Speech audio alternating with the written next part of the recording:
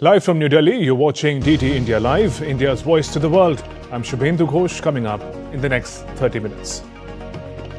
US Supreme Court clears Mumbai terror attack convict Thabur Rana's extradition to India. Visiting Indonesian President Subianto accorded ceremonial reception at Rashtrapati Bhavan, will hold delegation-level meeting with Prime Minister Modi. Russian President Putin dismisses Trump's sanctions threats, says ready for negotiations. Zelensky blames Putin for manipulation. Philippines accuses China of harassing fisheries vessels in the South China Sea, while China claims entry of vessels without permission. And a key showdown for Australian Open title. Sabalenka will face Madison Keys in the women's singles, while Alexander to take on Sinner in men's singles.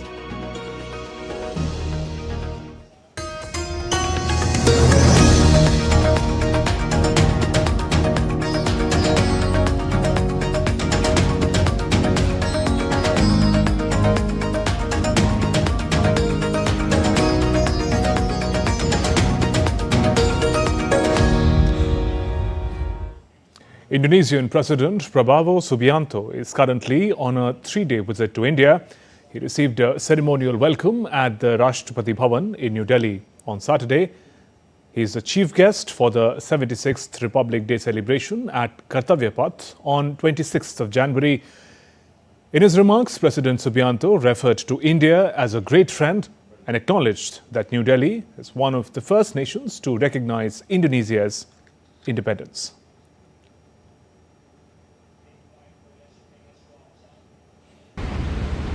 Indonesia considers India a very great friend. India was one of the first country, maybe the first country to recognize our independence, to support us in our struggle for independence. We will never forget what India did to help us. I'm really honored today, and I'm doubly honored that tomorrow I will be the chief guest at your Republic Day parade. Visiting Indonesian President Subianto paid homage to Father of the Nation Mahatma Gandhi at Rajghat. He also signed, and the visiting leader also signed the visitor's book.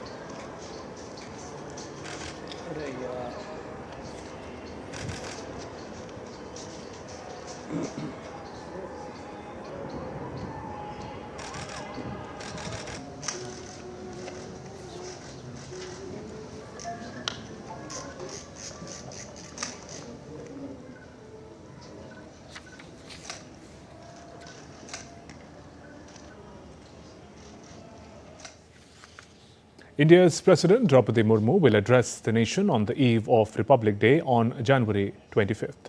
The speech will air at 7 p.m. IST across all Doordarshan channels and Akashvani in Hindi and English, with regional versions following shortly after.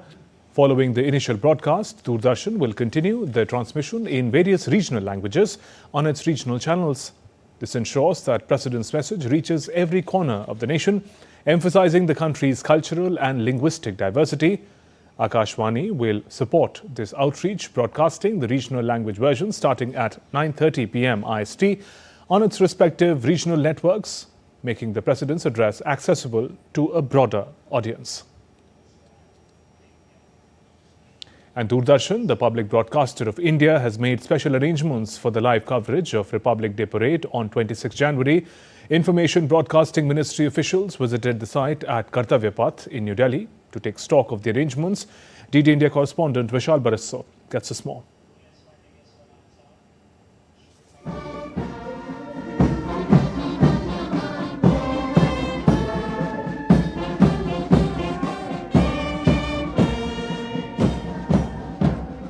India is all set to celebrate Republic Day Parade on January 26th. The day marks the adoption of India's constitution and the country's transition to a republic on January 26, 1950. The grand celebration will showcase country's cultural diversity and military strength, with a special focus on the 75th anniversary of the enactment of Indian Constitution and the theme of Jan Bhagidari, which means people's participation. Two tableaux during the parade will showcase the celebration of 75 years of Constitution. Floral decorations, view cutters will be depicting the theme.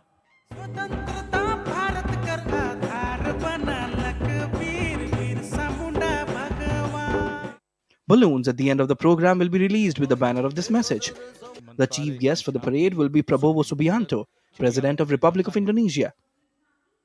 The parade will feature a 160-member marching contingent and 190-member band from Indonesia, joining Indian Armed Forces contingents on Kartavya Path in national capital, New Delhi. India's public broadcaster Doordarshan will telecast the entire event live for viewers across the globe. More than 50 cameras have already been set up for the mega event. So the entire team of Prasar Bharati, both Doordarshan as well as All India Radio, and their all the constituent units, officers, staff, personnel, all of them have been working tirelessly to ensure that the telecast and the radio cast of this very important, the most important event of our country happens smoothly. The event would be covered in 4K format and would also be aired on Doordarshan's OTT platform Waves. Each time we try to do something better, something which has not been attempted in the past. So one of the things that we are doing this year on the Doordarshan coverage is that we are deploying full 4K cameras, where for the last 10 years we had been doing an HD coverage. But now in terms of the picture quality, this is going to be about 8 times better compared to previous years. The parade commences at the iconic Raisina Hill near the Rashtrapati Bhavan or President's House and makes its way along Kartavya Path, past India Gate and concludes at the historic Red Fort. Each state will present its beautifully decorated tableau, showcasing its unique culture and traditions, truly embodying the spirit of Jan Bhagidari. From traditional dances to elaborate floral decorations, every element speaks volumes about unity that binds us despite our diversity. Along with Doordarshan, the All India Radio would also air live broadcast of the event. Vishal Baristo's report for GD India. And ISRO, India's premier space agency, in an exclusive conversation with DD India, ISRO chairman has said that India is increasingly leveraging its advances in space sector to support nations of the global south. Today, the India is globally accepted as a outstanding spacefaring nation. And when you look at the space-related activities, and it is not only for some of the activities, it will help not only India, it is a common thing for all the people. For example, take disaster warning and management. And the ISRO chief also shared an update on the ambitious Gaganyaan mission, but we're now bringing you these visuals of Prime Minister Narendra Modi, along with the visiting leader, Indonesian President Prabowo Subianto. The customary handshake, Prime Minister Narendra Modi and Indonesian President Prabowo Subianto in front of the Hyderabad House. The two leaders will now hold talks. President Subianto is in India as the chief guest for the Republic Day celebrations to take place on 26th of January. In those visuals, coming in from Hyderabad House, Prime Minister Narendra Modi with the visiting leader, Indonesia's President Prabowo Subianto. The two leaders will now lead the bilateral talks between the two nations. India and Indonesia, important strategic partners in the Indo-Pacific, also important trade partners. Those visuals came in from the Hyderabad House. Prime Minister Narendra Modi meeting Indonesian President Prabowo Subianto. The Indonesian President is in India on a 3-day visit. On the agenda are the bilateral talks. Also, President Subianto is going to be the chief guest at India's Republic Day parade that takes place on 26th of January. In those visuals, the two leaders walking the lanes of Hyderabad House in conversation.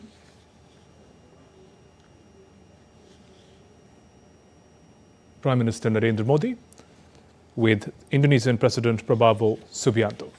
Those visuals came in from Hyderabad House Just a short while ago, President Subianto from Indonesia is going to be the chief guest at India's Republic Day celebrations. We'll get you more updates as they come in.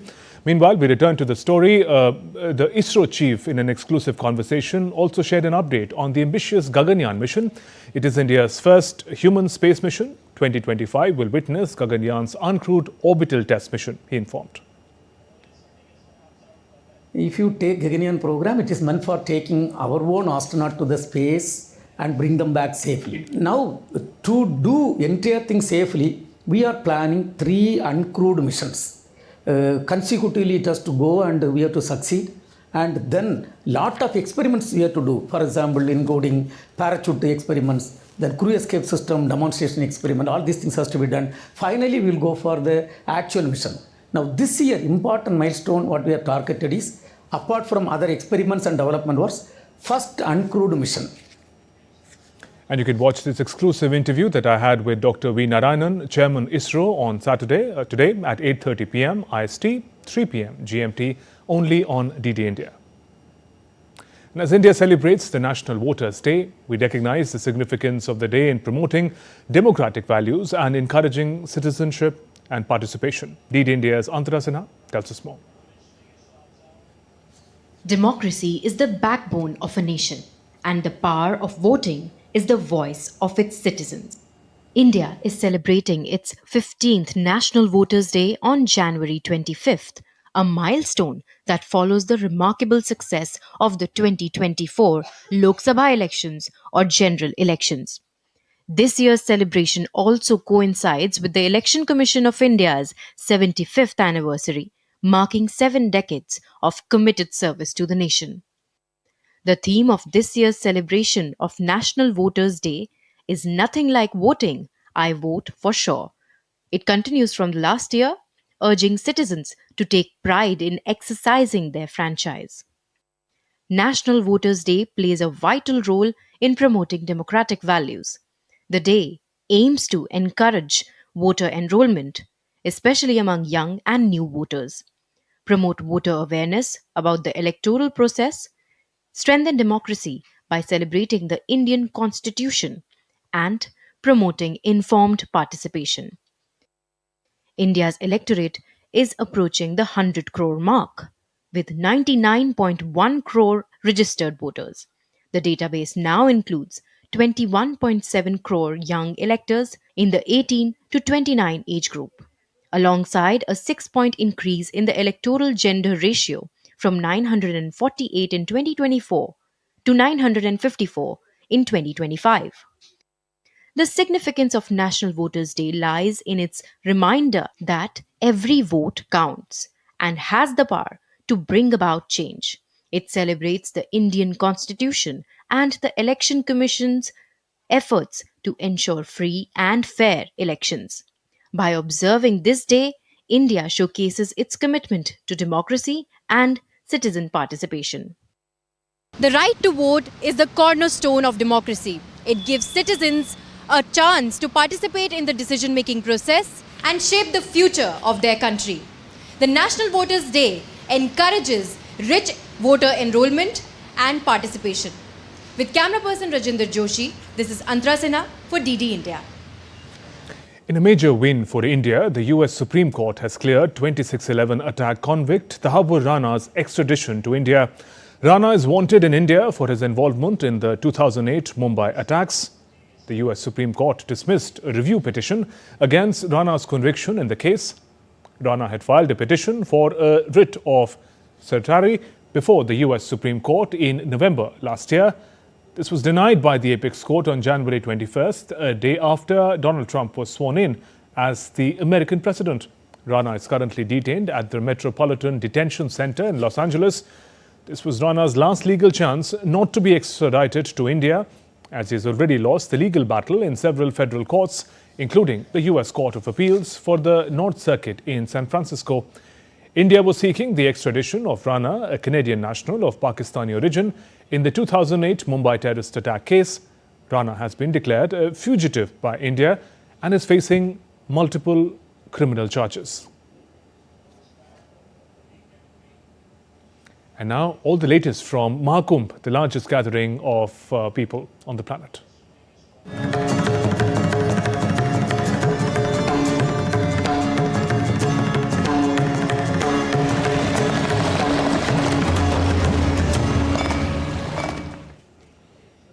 Ahead of the auspicious occasion of another Amrit Snan or Mauni Amavasya, Uttar Pradesh's Chief Minister Yogi Adityanath will visit Prayagraj on Saturday to review the preparations.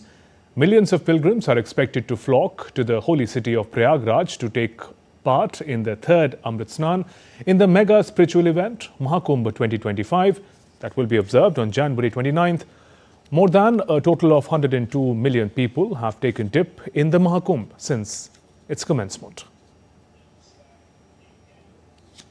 India's largest art and culture summit, Bhav, the Expression Summit 2025, was launched by India's Minister of Culture and Tourism, Gajendra Singh Shekhawat, in the southern Indian city of Bengaluru on Friday.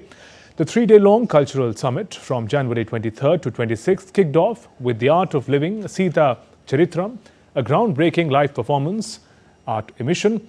The spectacular production brings together an impressive 500 artists showcasing 30 dance, music and art forms.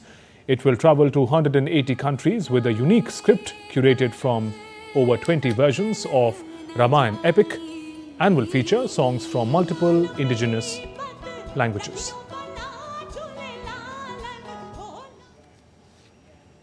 Still to come on this edition of TD India Live.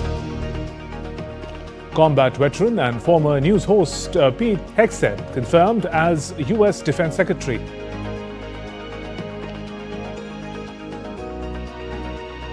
Trump visits wildfires affected Los Angeles, threatens to cut aid. India will lock horns with England in the second T20 International in Chennai today.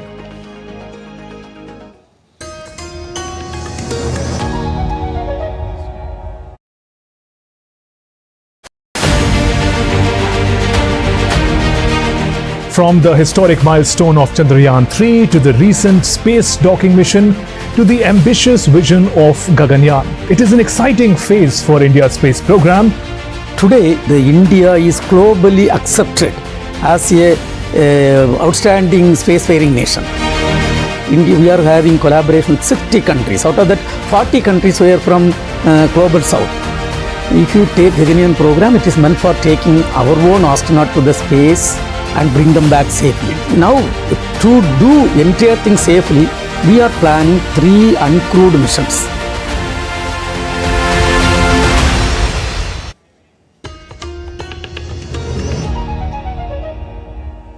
You're watching DD India Live. I'm Shubhendu Ghosh. In a historic vote, US Vice President J.D. Vance broke a 50-50 tie to confirm Pete Hegseth, a former Fox News personality, as the new US Secretary of Defense. 3 Republican senators voted against Hegseth's confirmation, citing concerns about the suitability for the role. However, with Vance's tie-breaking vote, he is set to become the new Pentagon chief. US President Trump expressed happiness on the successful Senate confirmation of his defense secretary pick. I'm honored to have Pete. I think Pete's going to be a great Secretary of Defense, Pete Hegseth, and we're honored to have him. United States, the world's biggest donor, froze virtually all foreign aid, making exceptions only for emergency food and military funding for Israel and Egypt. Secretary of State Marco Rubio sent an internal memo days after President Trump took office, vowing an America First policy of tightly restricting assistance overseas. The sweeping order appears to affect everything from development assistance to military aid, including to Ukraine, which received billions of dollars in weapons under Joe Biden presidency as it tries to repel a Russian invasion. The directive also means a pause of at least several months of US funding for the anti-HIV/AIDS PPFAR that buys anti-AIDS drugs to treat the disease in developing countries, largely in Africa. US also made an exception for contributions to emergency food assistance following crises around the world, including in Sudan and Syria. Meanwhile, Russian President Vladimir Putin dismissed US President Trump's threat of new sanctions against Russia on Friday, stating that he doesn't believe Trump would take any action that might hurt the American economy. Speaking to Russian state television, Putin reiterated his willingness to meet the newly inaugurated US president soon. While Trump has also voiced interest in a meeting, there is no word from the White House or the Kremlin when this meeting might happen.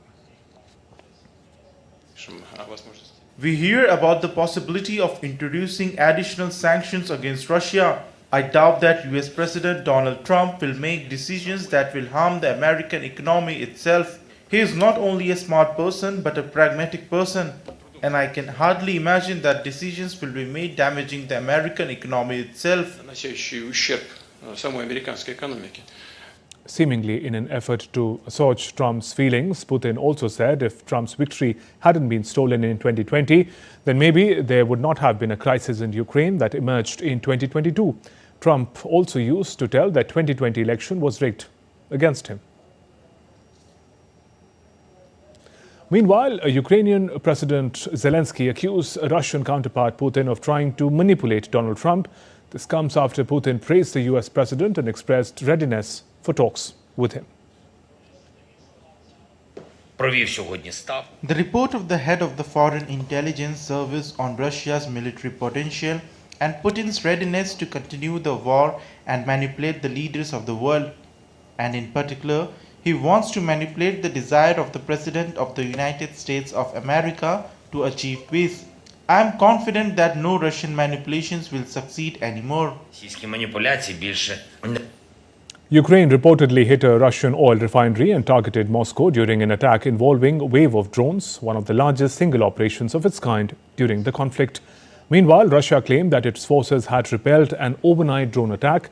Russia said on Friday it shot down 120 drones over a dozen regions overnight, including over the capital Moscow, in one of the biggest such barrages of nearly 3-year conflict. Hamas has said it will release 4 hostages on Saturday in exchange for a group of Palestinian prisoners under the ceasefire agreement aimed at ending the 15-month-old conflict in Gaza. Earlier on Friday, Israel confirmed that it had received a list of hostages who are due to return home, while as per Hamas's 200 Palestinian prisoners are expected to be freed as part of the exchange. The Israeli Hostage and Missing Families Forum said women due for release are Karina Ariev, Daniela Gelboa, Nama Levy and Liri Albag. The exchange is part of a fragile ceasefire between Israel and Hamas aimed at paving the way for lasting peace.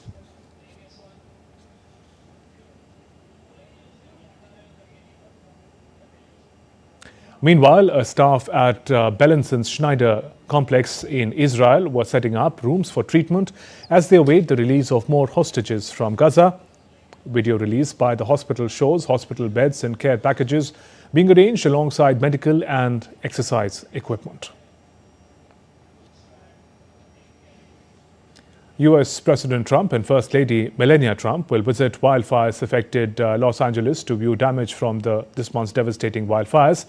It was in fact the first presidential visit since taking office and a potentially contested one after his repeated threats to withhold federal aid to California. The trip to Los Angeles was part of a broader national disaster recovery tour. Earlier on Friday, Trump also visited North Carolina to inspect damage after Hurricane Helene ravaged the area in October.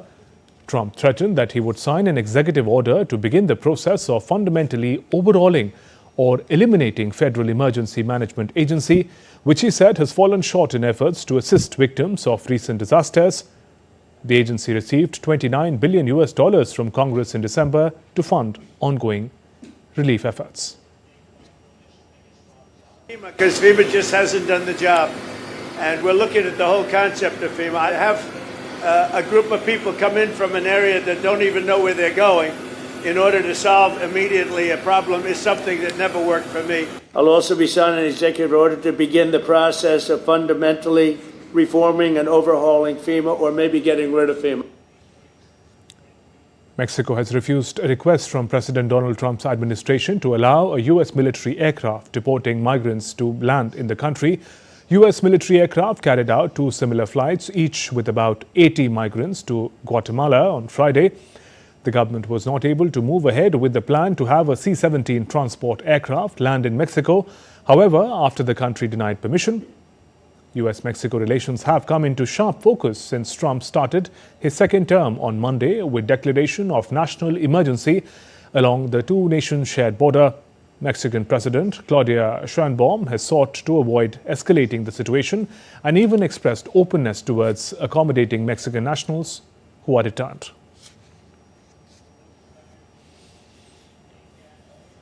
Tensions are running high in the South China Sea after Philippine Coast Guard accused China of conducting aggressive maneuvers against Manila's fishery vessels on Saturday.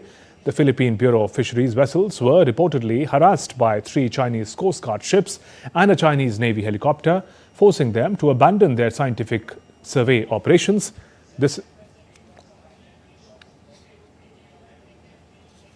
We now again bring you shots of Prime Minister Narendra Modi's meeting with Indonesian President Prabowo Subianto.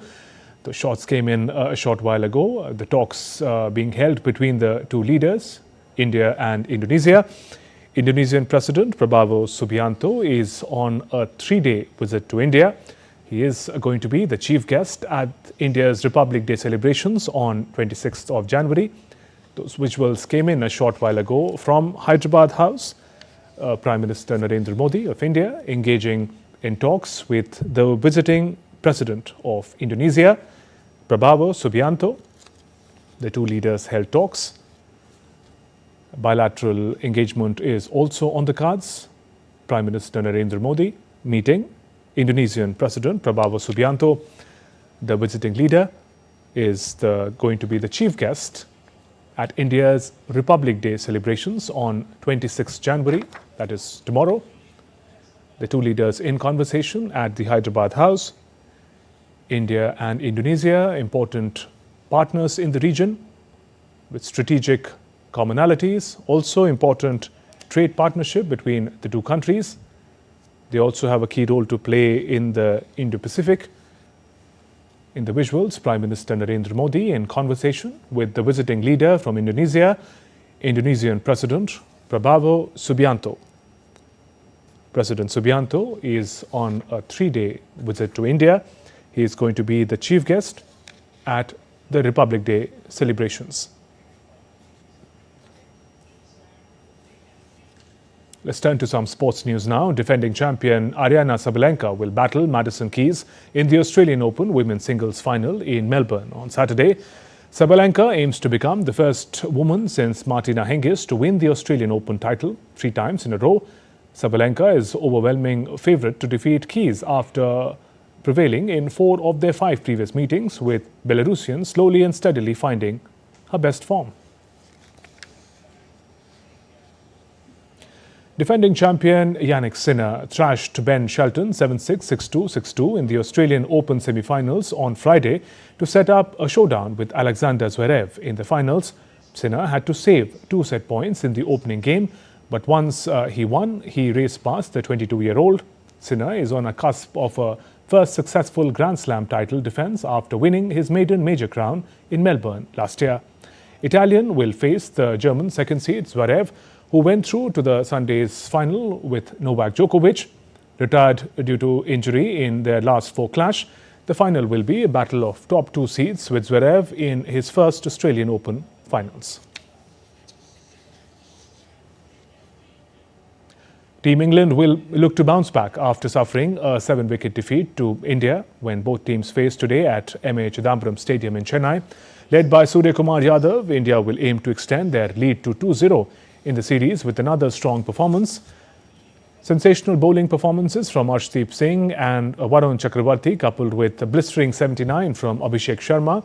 The hosts had hammered England down by 7 wickets after chasing down 133 in 12.5 overs in Kolkata. That's all for this edition of DD India Live. Let us know your thoughts on the news of the day. For those on the go, you can get all the latest news and updates from India and across the world on DD India mobile app. The app is available on both Android and iOS platforms. Scan the QR code on the screen to download now. We'll be back with more news as it breaks here on DD India. I'm Shubhendu Ghosh from all of us here in Delhi. Thanks for watching DD India Live.